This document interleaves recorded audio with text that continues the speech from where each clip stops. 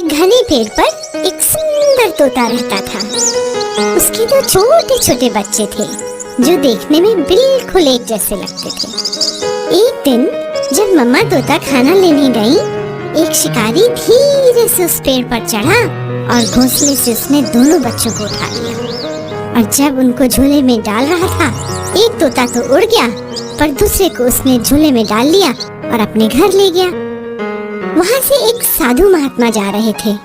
उन्होंने बड़े प्यार से उसे उठाया और अपने आश्रम ले। इस तरह दोनों तोते बड़े हो गए, एक तोता शिकारी के साथ और दूसरा साधु महात्मा के साथ आश्रम में पलने लगा। बहुत दिन बीत गए बच्चों। एक दिन एक राजा उस जंगल से गुजर रहा था। उसे एक आवाज सुनाई दी, मालिक मालिक, आप तीर कमान उठाकर इस आदमी को तुरंत मार डालो। राजा ने अपनी गर्दन घुमाई और देखा, अरे ये तो तोता था। ये कैसी अजीब चिड़िया है, राजा ने सोचा और आगे बढ़ गया। साधु महात्मा की कुटिया में पहुंचकर वह पानी पीने अंदर गया। राजा ने अब दूसरे तोते के पिंजरे की ओर देखा। ये भी ऐसा ही तोता होगा जिससे मैं अभी मिलकर आ रहा हूँ। स्वागत है, स्वागत है। हे महान राजा, तुम्हारा इस घर में स्वागत है। सुनकर राजा आश्चर्य में पड़ गया। सोचने लगा, देखने में तो शिकारी का तोता भी बिल्कुल ऐसा ही दिखता था, परंतु स्वभाव में कितना अंतर है।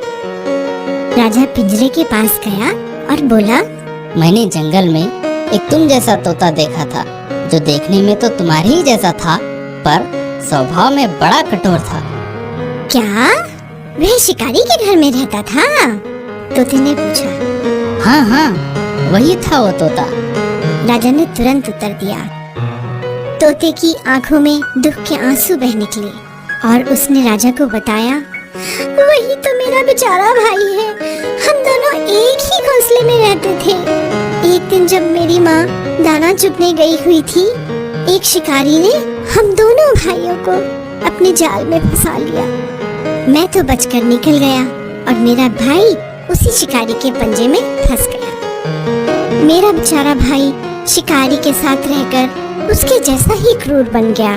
पर मेरे मालिक बहुत अच्छे हैं, साधु प्रवृत्ति के हैं, इसलिए मैं ऐसा हूँ। अच्छी संगति का अच्छा प्रभाव और बुरी संगति का बुरा।